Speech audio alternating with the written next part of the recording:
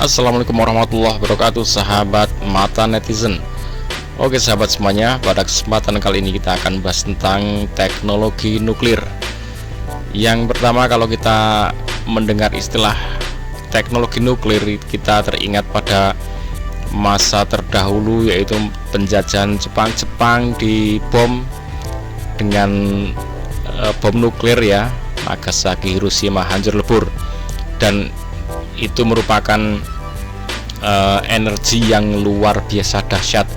Pada zaman itu saja sudah bisa meluluh lantakkan negara Jepang ya. Nah, maka sampai saat ini pun energi nuklir ini menjadi sesuatu yang diamati dengan awasi dengan ketat ya, aturannya ketat, tidak boleh asal negara itu mengembangkan ya. Walaupun kita harus siap-siap dengan yang namanya nuklir ini. Nanti kita simak Bapak Prabowo ini waktu masih Menhan sudah membahas ini, kemudian sekarang sudah jadi presiden, tentunya akan diperkuat tentang energi nuklir ini untuk kegiatan, untuk hal-hal yang bersifat bukan untuk peperangan ya, untuk damai istilahnya. Karena kita harus hati-hati karena Cina ini sudah mengembangkan yang namanya energi nuklir ini dengan luar biasa, maka kita Indonesia harus siap-siap. Oke, kita simak pernyataan dari Bapak Prabowo waktu masih Menhan ya. Sekarang harus dikembangkan nih. Menteri Pertahanan Republik Indonesia Prabowo Subianto menjelaskan bahwa hingga saat ini Indonesia masih akan mengembangkan teknologi nuklir untuk kepentingan damai, sektor energi, kedokteran, pertanian, dan sebagainya. Kita kan sudah mengambil keputusan jauh sebelum ini bahwa teknologi nuklir yang kita akan kembangkan atau yang kita ingin terus kembangkan adalah untuk kepentingan damai, untuk energi, untuk kedokteran, untuk membantu pertanian dan sebagainya. Di sela gelaran Indodefense 2022 Expo and Forum di G-Expo Kemayoran, Jakarta, Menteri Pertahanan Prabowo Subianto menyampaikan pesan dari Presiden Republik Indonesia Joko Widodo. Beliau terus memberi arahan agar industri pertahanan kita memanfaatkan kesempatan ini untuk kerjasama dengan sumber-sumber teknologi yang maju di luar negeri. Kenyataannya bahwa teknologi pertahanan berkembang dengan pesat dan kita harus segera ikuti. Beberapa waktu yang lalu ramai beredar video peluncuran matahari buatan Cina. Namun ternyata video yang berdurasi 30 detik tersebut merupakan video peluncuran roket ruang angkasa milik Cina pada tahun 2021 yang lalu. Meskipun video matahari buatan Cina tersebut tidak benar adanya, namun Cina memang memiliki mega proyek pengujian nuklir, dan proyek tersebut dikenal juga dengan proyek matahari buatan Cina. Dan menariknya lagi, mega proyek matahari buatan milik Cina ini merupakan mega proyek termahal dan terbesar di dunia yang menghabiskan biaya hingga ribuan triliun rupiah.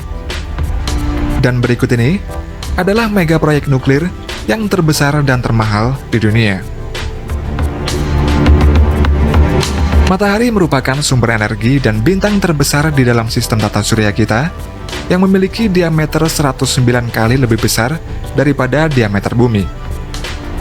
Suhu luar permukaan matahari sekitar 5.500 derajat Celcius, dan inti matahari memiliki suhu yang lebih panas yang dapat menghasilkan reaksi fusi pada suhu 15 juta derajat Celcius. Oleh karena itulah, para ilmuwan dari Cina dan negara lainnya berusaha mengembangkan energi bersih yang terbarukan melalui reaksi fusi seperti pada matahari. Dalam reaksi baru terdapat dua proses yang disebut dengan reaksi fisi nuklir dan reaksi fusi nuklir, di mana kedua reaksi tersebut sama-sama menghasilkan energi, namun memiliki proses yang jauh berbeda.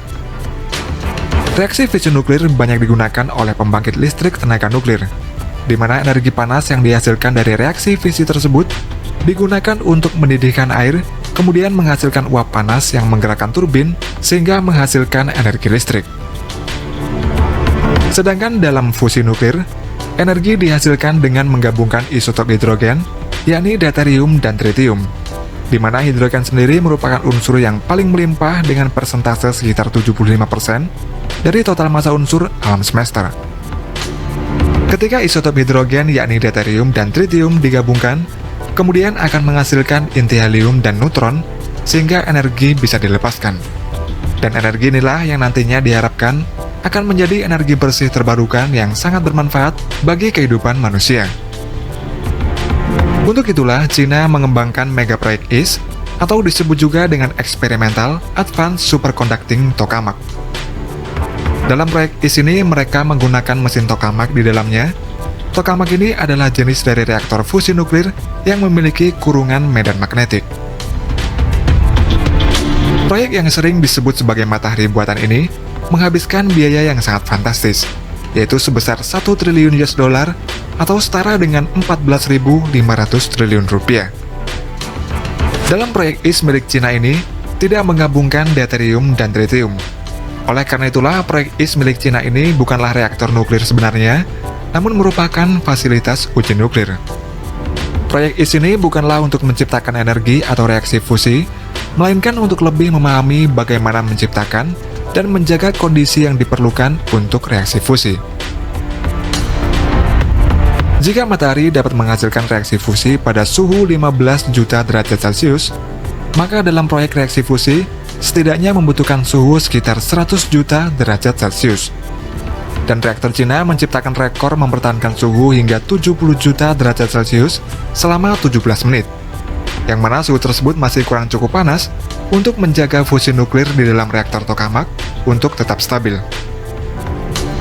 Kemudian untuk menjaga panas yang luar biasa tersebut, pada tokamak ini terdapat magnet superkonduktif.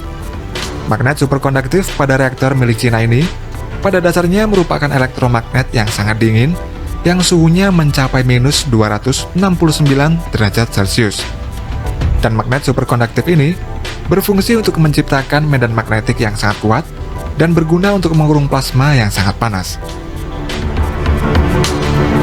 Dengan menggunakan simulasi real-time yang canggih, medan magnetik tersebut dapat dikendalikan untuk mengatur posisi plasma jika plasma mulai keluar dari jalurnya dan mendekati dinding chamber tokamak. Dan proses tersebut bisa dilakukan dikarenakan chamber tersebut merupakan vakum dan terbuat dari material tungsten, karbon, dan cairan dingin yang berada di bagian luarnya. Oh teman-teman, kita Indonesia udah punya ya, ada Badan Tenaga Nuklir Nasional yang ada di Yogyakarta. Saya pernah di sana pas pembuatan skripsi itu. Di sana masih pakai perendam air untuk pendinginannya ya. Ya ini Cina udah gila-gilaan ini pengembangannya. Maka nuklir ini memang harus dikembangkan teman-teman. Bahkan untuk pertahanan itu penting. Karena apa? Karena kita harus berpikir pada kondisi yang kritis ya, yang tidak kita inginkan. Kalau suatu saat terjadi apa-apa, kita punya pertahanan senjata yang sangat canggih, yaitu nuklir. Nah ini walaupun diam-diam ya perlu sebenarnya dipersiapkan untuk yang namanya pertahanan. Kalau untuk bidang pertanian, bidang energi itu sudah lama dikembangkan ya. Untuk sterilisasi macam-macam itu sudah lama dikembangkan. Tapi untuk pertahanan ini juga penting, karena ini Cina seperti ini, dia itu show of power sebenarnya. Ini loh, aku yang tercanggih di dunia, aku yang paling kuat dari segi keilmuan, dari segi persiapan energi, teknologi. Nah maka ini seperti ingin mengatakan bahwa aku yang terhebat nomor satu. Kalian semua nggak usah macem-macem dengan aku. Itu ada mana yang tersirat sampai sana teman-teman. Jadi kadang pengembangan teknologi yang seperti ini perlu untuk show of power itu. Nah Indonesia mobil aja baru akan mulai kan, ini yang Pindad ini.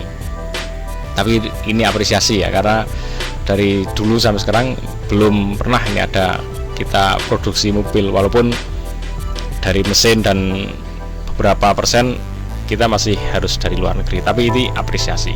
Nah, untuk nuklir penting ya untuk pertahanan Indonesia.